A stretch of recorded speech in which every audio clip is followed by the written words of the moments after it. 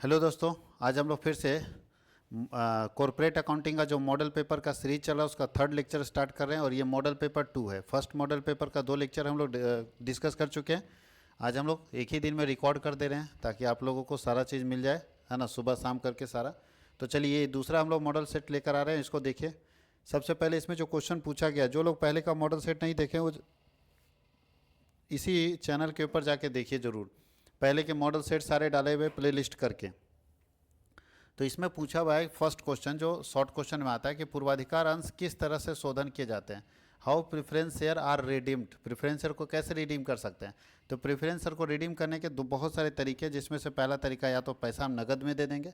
Preference share का मतलब है कि जब अब कंपनी को पैसा चाहिए होता है तो कंपनी प्रेफरेंस शेयर से लेती है, और जब वापस चुकाने की जरूरत होगा तो या तो नगद पेमेंट कर देंगे, या तो नया शेयर बेच के पेमेंट करेंगे, या कंपनी जब समाप्त होगी तो भुगतान करेंगे, या फिर से दोबारा प्रेफरेंसर को बेच के और वहाँ से पैसा लाके खरीद पेमेंट करेंगे।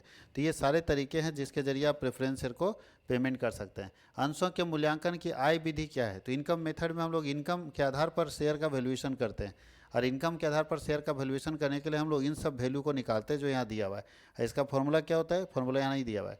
इनकम के आधार पर अगर हम शेयर का वैल्यू निकालेंगे तो होता है value of one share equal to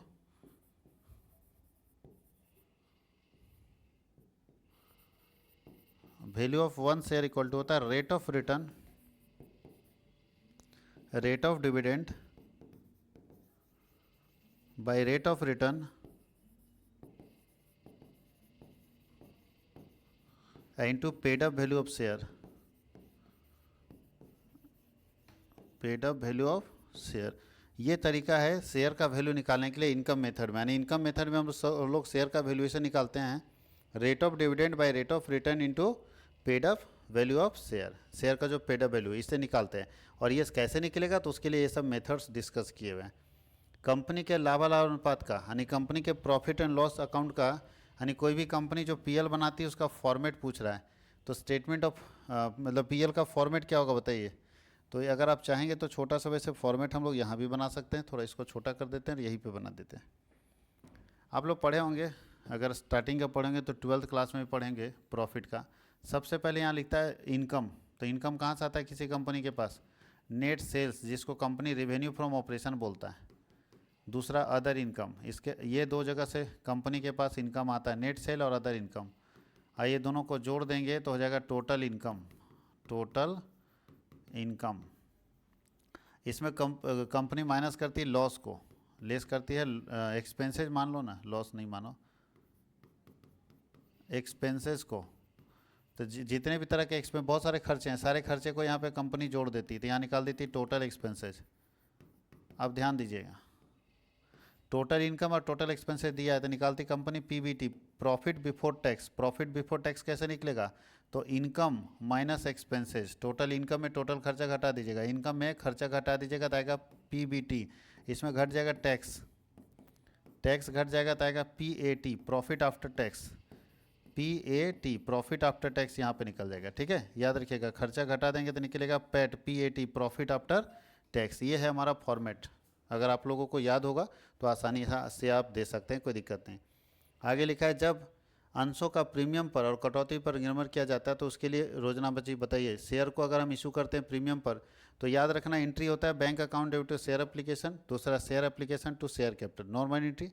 जब प्रीमियम में बेचेंगे तो प्रीमियम हमारे लिए फ़ायदा होगा तो वही एंट्री में प्रीमियम को क्रेडिट कर देंगे ड्यूज वाले एंट्री में, और डिस्काउंट में बेचेंगे तो डिस्काउंट को डेबिट कर देंगे। वैसे डिस्काउंट में बिकता नहीं है शेयर्स, लेकिन अगर बिकेगा तो यहाँ पर डेबिट कर देंगे। देखिए डिस्काउंट को हम लोग ये प्रीमियम का एंट्री किया है, और डिस्काउंट को हम लोग जब करेंगे तो डिस्काउंट में क्या करेंगे, डिस्काउंट को डेबिट करेंगे। पूरा प्रीमियम का है, डिस्काउंट का यहाँ पे किया हुआ, देखिए डिस्काउंट को डेबिट कर दिए तो प्रीमियम में क्रेडिट कर देंगे, डिस्काउंट में डेबिट कर देंगे। इतना ही काम करना है। ऋण पत्रों का शोधन कैसे होता है और उस समय क्या जनरल एंट्री करते हैं। डिवेंचर का शोधन करने के बहुत सारे तरीके हैं, नगद भी कर सकते हैं। देखिए हाँ, डिवेंचर को आप रिडम्पशन कैसे कर सकते हैं, तो बहुत सारे तरीका, नगद भुगतान कर सकते हैं, बाईबैक से कर सकते हैं, वाइंडिंग अप से कर सकते हैं, और जब पेमेंट करेंगे तो बहुत ही आसान एंट्री होता है, डिवेंचर टू डिवेंचर होल्डर। जब डिवेंचर का रिडम्पशन करते हैं, debenture account debit to debenture holder, और दूसरा होता है debenture holder account debit to bank. ठीक है, debenture holder account debit to bank, या एट पार में जब हम रिडीम करते हैं तब होगा। और एट प्रीमियम में रिडीम करते हैं तो यहाँ पे प्रीमियम भी डेबिट हो जाएगा। तो debenture account debit, security premium account debit to debenture holder account debit to bank account. ये होगा डिबेंचर के रिडम्पशन का एंट्री।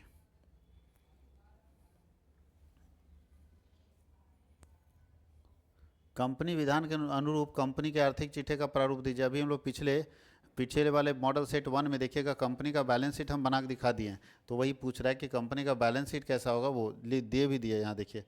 कंपनी का बैलेंस शीट ऐसे बनता है। वैसे कंपनी का बैलेंस शीट का फॉर्मेट आपको पहले बता दिए। अभी तो इससे पहले वाले वीडियो जो था उसमें बनाए हुए थे। लाइबिलिटी साइड में 3 हेड होता है, share holder fund, non current liability, current liability, और एसेट साइड में 2 होता है, नॉन करेंट एसेट और करेंट एसेट। वही यहाँ पूछ रहा है, यहाँ भी लिख भी दिया, देखिए फॉर्मेट दिया हुआ भी।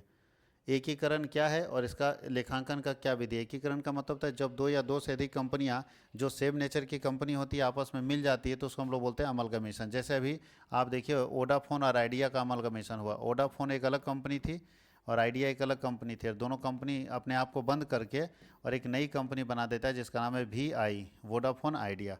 तो एकीकरण का मतलब होता है मर्जिंग ऑफ 2 और मोर कंपनीज। बोला 2 या 2 से अधिक कंपनी अपने बिजनेस को छोड़ के अपने आप को बंद करके कोई नई कंपनी बना लेता है, तो ऐसे केस में हम लोग ऐसे केस को अमलगमेशन बोलते हैं। एकीकरण, मिल जाना, जैसे मारुति सुजुकी मिल गया है, हीरो होंडा पहले एमलगमेट था, अभी अलग अलग हो गया, तो अमलगमेशन ये है। और अमलगमेशन से संबंधित बोला लेखांकन की कितनी विधियाँ हैं, तो अमलगमेशन के लेखांकन की बहुत सारी विधियाँ हैं। वैसे 2 नेचर की बात करें, नेचर 2 तरह का है मतलब पहला है मर्जर मेथड और दूसरा है इंटरेस्ट पूलिंग मेथड या परचेज मेथड। तो पहला हो गया जब 2 कंपनियां आपस में मिलती है तब अकाउंटिंग कैसे करते हैं, और दूसरा है एक कंपनी दूसरे कंपनी को परचेज कर लेता है, तो on the basis of merger, और दूसरा बोलता है on the basis of purchase. क्रय के आधार पर एकीकरण हो सकता है और विलय के आधार पर एकीकरण हो सकता है। अमलगमेशन के बारे में बात करें तो वही यहाँ लिखा है। और अकाउंटिंग के भी अलग अलग मेथड है, पूलिंग इंटरेस्ट मेथड है और परचेज मेथड है। फीचर्स ऑफ दिस मेथड, ये लिखा हुआ एक करके सारे मेथड्स के बारे में बताइए। गुडविल क्या है और इसके वैल्यूएशन के कितने मेथड्स हैं। तो गुडविल का मतलब होता है good name of a company. किसी कंपनी का जो गुड नेम होगा, अच्छा नाम मार्केट में होगा, वही गुडविल कहलाता है, जिसको हम रेपुटेशन बोलते हैं। जो इसको बोल सकते हैं कस्टमर अट्रैक्शन पावर होता है, जो कस्टमर को अपनी तरफ, ग्राहक को अपनी तरफ खींचता है। इसके मूल्यांकन की बहुत सारी विधियाँ जिसमें आप पढ़ेंगे AP, average profit method, super profit method, तीसरा कैपिटलाइजेशन मेथड, और चौथा एनुटी मेथड। ये आप पढ़े होंगे इतना सारे मेथड, और चारों मेथड का फॉर्मूला भी आपको बता दिया गया था, तो यहाँ पे आप डिटेल उसको लिख सकते हैं। डिटेल में यहाँ पे लिखा जा सकता है कि कौन कौन सा फॉर्मूला इसमें काम करेगा। अब हम लोग बात कर रहे हैं कि ये क्वेश्चन है शेयर्स का। अब शेयर्स का क्वेश्चन इतना ईजी है कि आप खुद बना सकते हैं। शेयर्स का क्वेश्चन है, बहुत ईजी है। और ये बैलेंस शीट में क्वेश्चन है। अच्छा, ये रिकंस्ट्रक्शन का क्वेश्चन है, और एक ये होल्डिंग कंपनी का है। चलिए छोटा है तो पहले हम लोग एक करके बना लेते हैं। सबसे पहले शेयर्स के क्वेश्चन को बनाते हैं। चलिए देखते हैं शेयर के क्वेश्चन को बना के।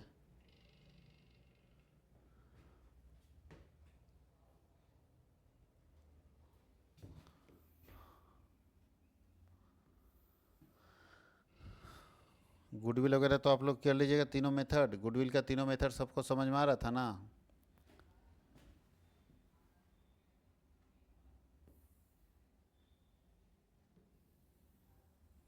गुडविल के तीनों मेथड्स को जरूर पढ़ लीजिएगा। वैसे हम आगे बता देंगे आपको गुडविल के सब सारे मेथड्स के बारे में। तो चलिए सबसे पहले इसको बता देते हैं क्या है। तो देखिए यहाँ पे लिखा है कितना शेयर इशू हो रहा है।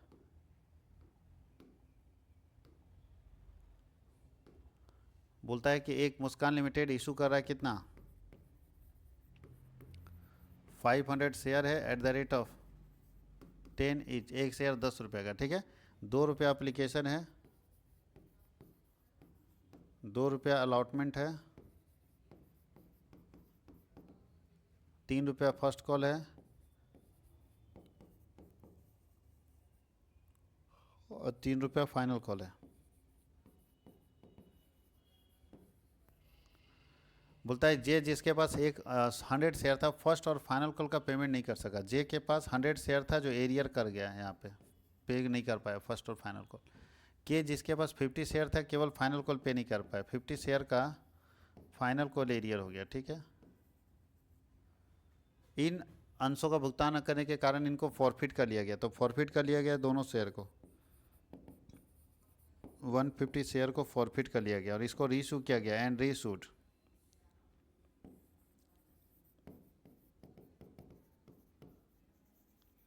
रीइशूड एट 2% डिस्काउंट, 2% डिस्काउंट में इशू कर रहे हैं बस, और आपको जर्नल बनाना है। बहुत आसान है, सारे बच्चे से बन जाना चाहिए। देख लीजिए, मुझे लगता है कि मेरे पास जितने लोग पढ़े हुए हैं सबसे एक क्वेश्चन बन जाना चाहिए, एकदम इजी है। इसमें एरियर कितना होगा तो भैया 100 इंटू 3, 300 रुपये इसके में माइनस कीजिएगा, 8 इंटू जो आप करते वही कीजिएगा।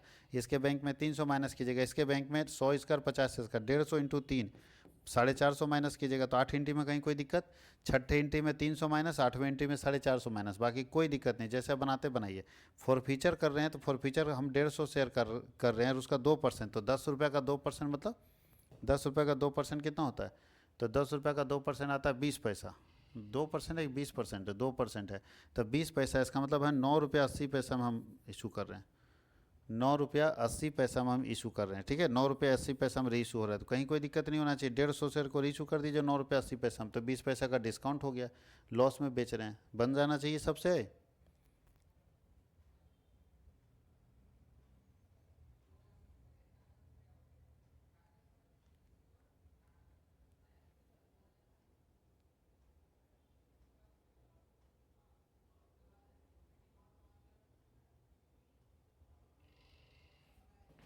अब आप लोग को पूछता है तीनों मेथड का, तो मेथड गुडविल के वैल्यूएशन के लिए तो आपको बताया गया था, तीनों का फॉर्मूला तो आप आसानी से लिख सकते हैं ना।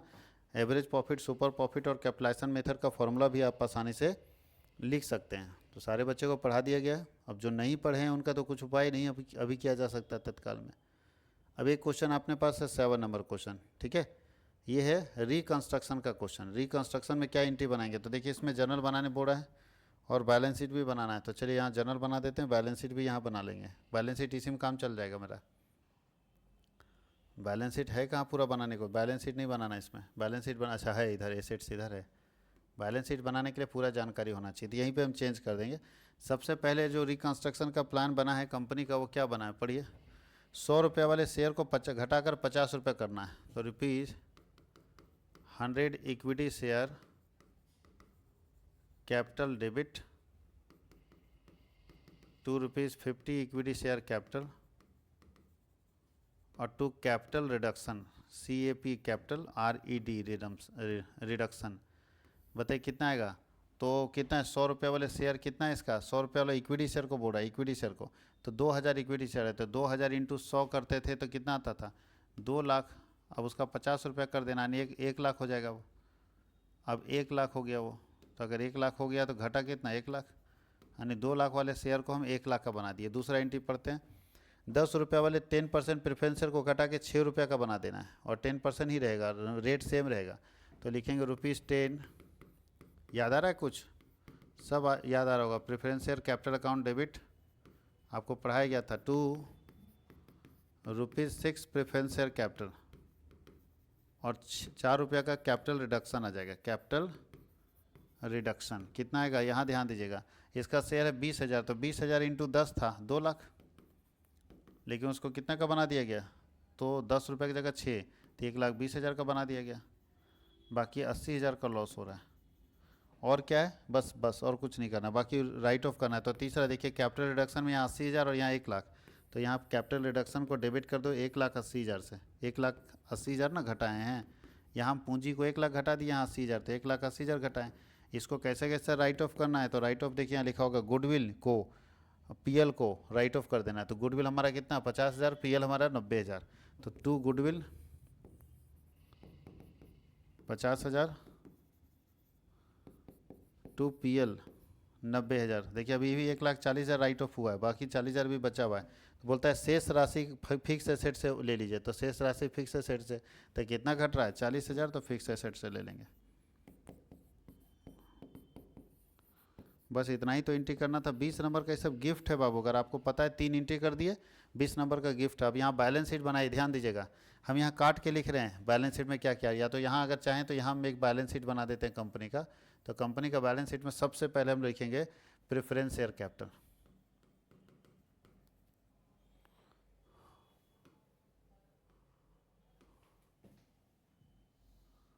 बहुत मोटा चल रहा है। प्रेफरेंस शेयर कैपिटल, ध्यान दीजिएगा पहले से प्रेफरेंस शेयर कैपिटल 2 लाख है, लेकिन अभी नहीं है, अभी हमारा कितना प्रेफरेंस शेयर होगा 1,20,000, 1,20,000। उसके बाद इक्विटी शेयर कितना है, इक्विटी शेयर मेरे कितना हो गया, तो इक्विटी शेयर अभी तो एंट्री में किया, इक्विटी शेयर मेरे 1 लाख है, नया एकदम वैल्यू लिखना है, ठीक है। हो गया प्रेफरेंस शेयर इक्विटी शेयर। उसके बाद क्रेडिटर, तो क्रेडिटर के बारे में कुछ नहीं बोला है तो पूरा रहेगा 30,000, बस बन गया, इस और कुछ नहीं रहेगा। तो ये हो गया 2,50,000। अब इधर एसेट्स में चलते हैं, तो एसेट्स में गुडविल खत्म हो गया, याद रखिएगा, पीएल भी खत्म हो गया, फिक्स एसेट है पहला। तो फिक्स एसेट में घट रहा था, कुछ यूज किए थे हम लोग, फिक्स एसेट है 1,80,000 का, जिसमें 40,000 यूज कर चुके थे, 1,40,000 का बचेगा। और उसके बाद स्टॉक और डेटर में कोई चेंज नहीं, तो सेम लिख दीजिए स्टॉक और डेटर। तो स्टॉक है 50,000 का और डेटर है 60,000 का, जोड़ दीजिए, बराबर आना चाहिए दोनों साइड। तो कितना आ रहा है, 2,50,000 आना चाहिए। 2,50,000 अगर आ रहा है तो समझिए आपका सही बना है। यही इसी को हम लोग बोलते हैं रिकंस्ट्रक्शन, इसी को बोलते हैं रिकंस्ट्रक्शन। 20 नंबर का क्वेश्चन इतना ही छोटा बनता है। तो अगर आप न्यूमेरिकल बनाते हैं तो आपके लिए आसान पड़ेगा, थ्योरी बनाएंगे तो ज़्यादा सर दर्द पड़ेगा। तो 20 नंबर का क्वेश्चन इतना ही छोटा बनता है।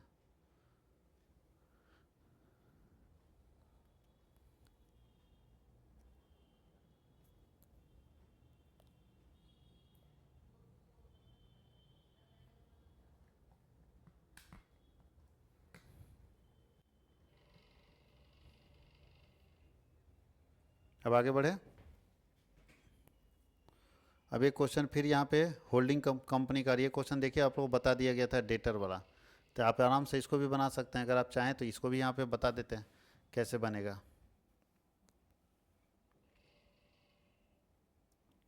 1 अक्टूबर को खरीद रहे, जिस दिन खरीद रहे थे उस दिन डेबिट बैलेंस था। याद कीजिए क्वेश्चन हम बता दिए आप लोगों को, जिस दिन खरीद रहे थे उस दिन डेबिट बैलेंस था। तो चलिए कोई बात नहीं, हम लोग सबसे पहले कैलकुलेशन कर लेते हैं। कितना शेयर खरीदा गया, 8,000 खरीदा गया, जबकि इसका शेयर कितना है 1 लाख है, मतलब 10,000 शेयर है। तो 10,000 में अगर हम 8,000 शेयर खरीदें तो 8/9 सबसे पहले लिखिए। होल्डिंग कितना खरीदा, H holding share, holdings share. तो भैया अगर 10,000 शेयर में 8,000 खरीदें तो 8/10 हो जाएगा, नहीं 4/5 हो जाएगा। तो माइनॉरिटी का कितना आएगा,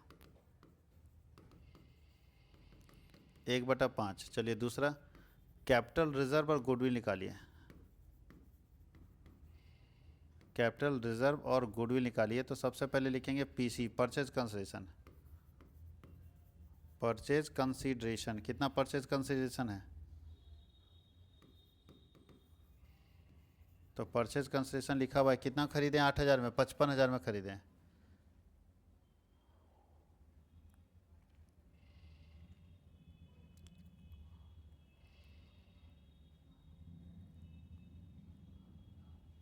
$55,000 में खरीदें। इसमें माइनस कीजिए share capital of N limited, Naina लिखा हुआ है ना ये हमारा। तो शेयर कैपिटल इसका 10,000 है, तो 10,000 का इसका 4/5 ना बनता है। तो कितना हो गया, 8,000 रुपया हो गया शेयर कैपिटल। और माइनस कीजिए इसका प्रॉफिट। तो देखिए रिजर्व है क्या, रिजर्व है ही नहीं, प्रॉफिट भी नहीं। अभी प्रॉफिट जिस दिन खरीद रहे थे उस दिन प्रॉफिट कितना है, जिस दिन खरीद रहे थे उस दिन प्रॉफिट 40, लॉस 40,000 का था, डेबिट था, तो लॉस इसमें माइनस होगा ना, तो हैवी आ जाएगा जी। 10,000 में से 55,000 में खरीदे, चलिए लॉस लेस करेंगे इसमें, 8,000 में लेस करेंगे लॉस को, ठीक है। Share in loss, share in loss, जिस दिन खरीद रहे थे उस दिन 40,000 का था, तो 40,000 का 4/5, तो 5 8 के 32,000 रुपये माइनस में चला जाएगा बाबू। तो बताइए क्या होगा, माइनस कितना आएगा, 24,000 माइनस में आएगा तो ये जुड़ जाएगा, और जुड़ जाएगा तो बचेगा 79,000। ये 79,000 बचेगा गुडविल, जुड़ जाएगा इसमें, ठीक है, घटेगा नहीं, क्योंकि माइनस में ना आ गया और ये भी माइनस है, ठीक है, माइनस माइनस जुड़ जाएगा, तो यहाँ पे जुड़ जाएगा दोनों, तो जुड़ के आ गया 79,000। दूसरा देखिए माइनॉरिटी कैसे निकालेंगे। तो माइनॉरिटी शेयर को बताए थे ना कि बैलेंस शीट से जाता है। तो सबसे पहले लिखिए share capital of N limited. तो एन लिमिटेड का शेयर कैपिटल कितना है, तो 10,000 शेयर है, कैपिटल है, और इंटू 1/5 हिस्सा, तो 10,000 का 1/5 कितना होता है, 2,000। प्लस आपको बताए थे कि जो बैलेंस शीट में होता है वो मिलता है माइनॉरिटी को। तो बैलेंस शीट में उस समय क्लोजिंग में 25,000 का लॉस है, एसेट्स में दिखने का मतलब लॉस, तो लॉस को माइनस कर दीजिए। शेयर इन लॉस 25,000 इंटू 1/5, तो 25,000 का 5,000 आ जाएगा। अब बताए पूंजी है 2,000, 5,000 का लॉस है तो 3,000 रुपये आ जाएगा। माइनॉरिटी का डेबिट बैलेंस, ठीक है, एसेट साइड में जाएगा। और क्या दिक्कत आ रहा है?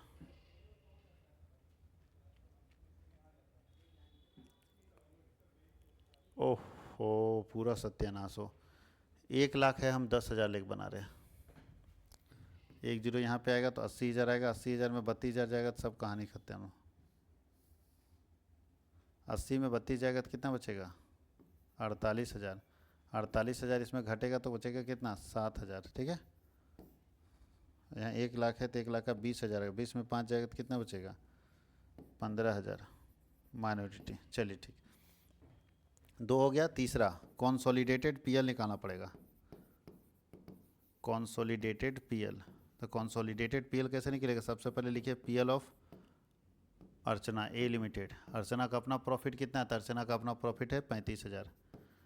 उसके बाद ऐड कीजिए पीएल ऑफ नैना लिमिटेड। थोड़ा यहाँ ध्यान दीजिएगा, सोचिएगा कि जिस दिन हम किसी बिजनेस को खरीद रहे थे उस दिन 40,000 का लॉस था, और 1 साल खाता बंद होने के बाद लॉस वो 25,000 का हो गया, तो लॉस घट गया ना। अतः लॉस कब घटेगा?